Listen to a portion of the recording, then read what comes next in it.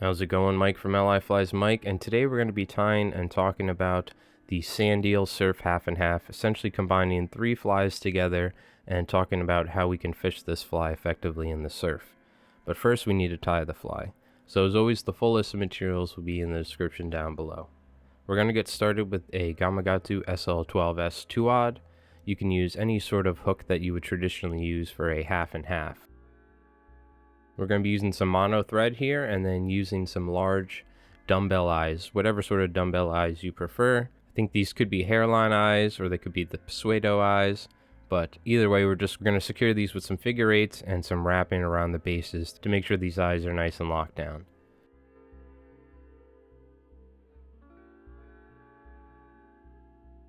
Next up, we're taking some white bucktail, and this is going to be the support for our half wing tail section. Now, if you want, you can always take some nice flat wing saddle hackle. I'm just going to be using some cheap Chinese saddle hackle here, just picking out the nice thin pieces of saddle hackle that'll work well for a Sandeel fly.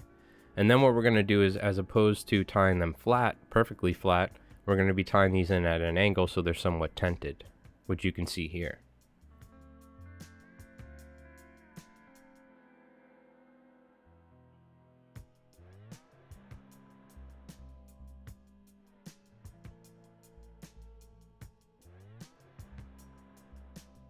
So next up, we're going to take some crystal flash, and we're just going to loop this on here, get it past the eyes, and then we can secure this, making sure that the flash is sitting on either side of the fly.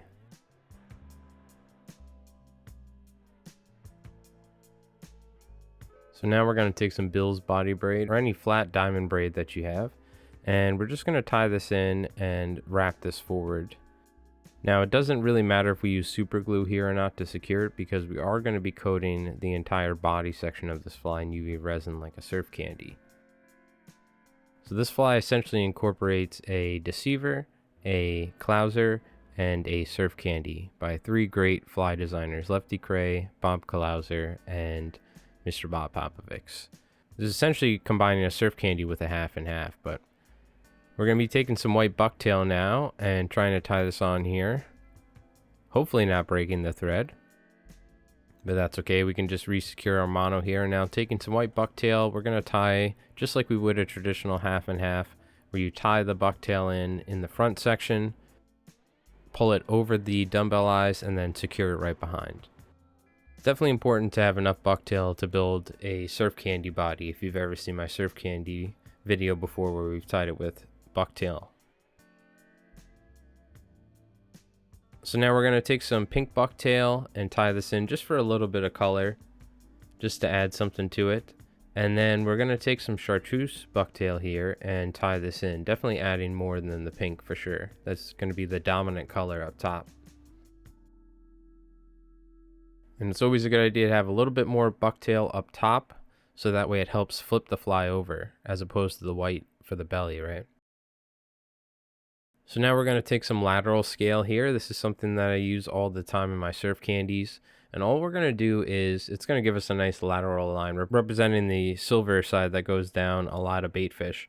What we're going to do here is just tie this in right in front of the eyes, ensuring that it's going to lay nicely right where the pink and the white meet the body ideally.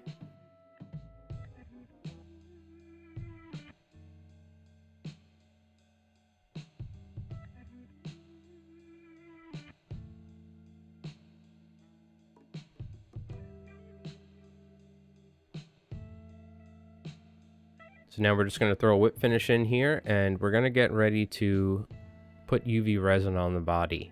So this is essentially just like a surf candy. We're going to be using some medium UV resin here, and you'll see it's always a good idea to tilt the hook somewhat in the vise if your jaws get in the way, so you can get a nice secure grab on the material pulling back. And then we're going to apply a small amount of medium UV resin here, working it into the material and just spreading it around just to get a nice starter coat on the bucktail so we can hit it with the light. If you need to, you can always add a little bit more. It's always good to start off light and add more as you go, because if you add too much at the start, you're going to make a mess and things can get out of control real quick.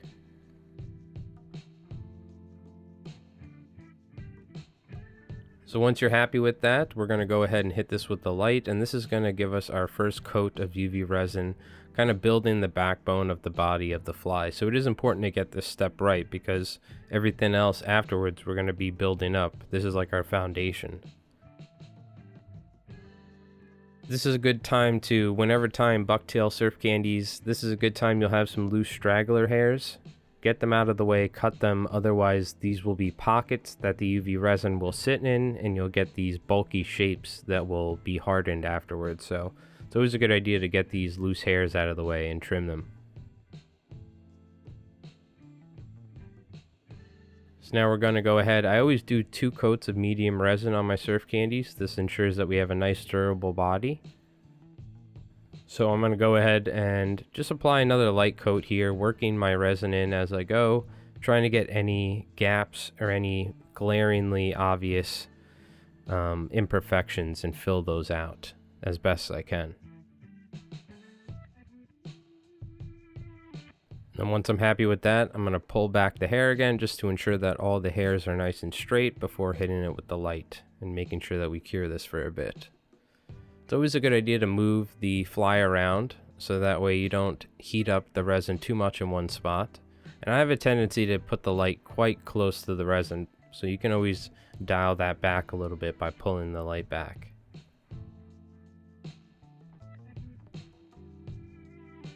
Just making sure that lateral scale is out of the way, and now we can go ahead and take our thin UV resin here.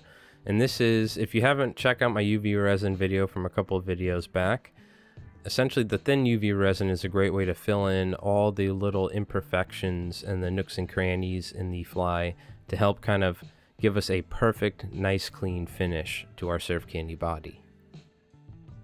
Again, it's important not to add too much at the start, and you can always add more if you need to. The good thing about the thin resin is the viscosity is so low, so it will find all the imperfections by itself, but you still need to work it with the bodkin and slowly rotate the vise so not all of the thin resin just drips to the bottom. And after letting that settle for a bit so it kind of spreads out and evenly coats everything, we'll go ahead and hit this with the light again for a good 15-20 seconds.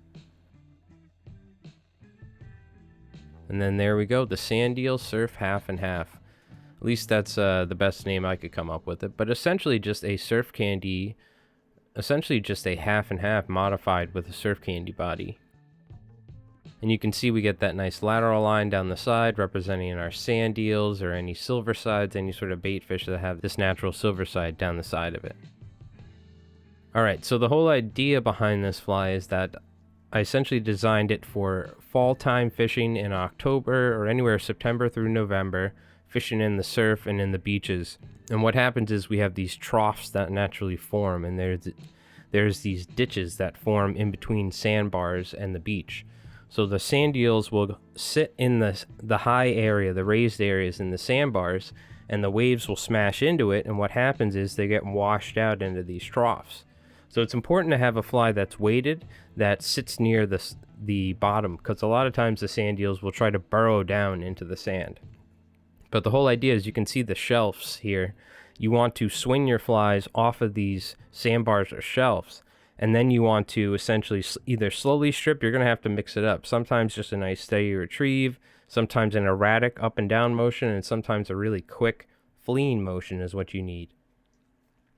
But what you'll find is, even in areas that are very shallow and these places in between you and the sandbar, these troughs, the striped bass will essentially cruise along the edges, either on the outside edge by the sandbar or sometimes even coming in closer. And they'll essentially cruise along the middle as well.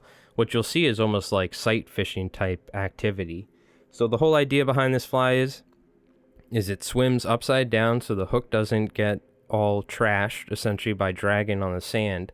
And the good thing about the surf candy side is the fly will never foul. It doesn't get extremely beat up like most flies do in the surf. If you ever fish half and halves in the surf, they tend to get pretty beat up over time, and sometimes they'll foul, they're getting tossed around. So the surf candy body adds extra weight to help get it down to the bottom, and not only that, it makes it more durable. So I seem to have very good results with it last year, and I'm going to go out and fish this fall specifically with this fly, and we'll make some videos about it and this particular style of fishing, this trench fishing. Well, my name is Mike from LI Flies Mike. Hopefully you enjoyed this video. We have new fly tying videos and fly fishing videos coming out every week. We have live fly tying on Fridays and early access with our videos for members. Well, thank you so much for watching. Hopefully you enjoyed. As always, if you have any questions, you can feel free to leave any questions in the comment section down below. And as always, until next time, tight lines.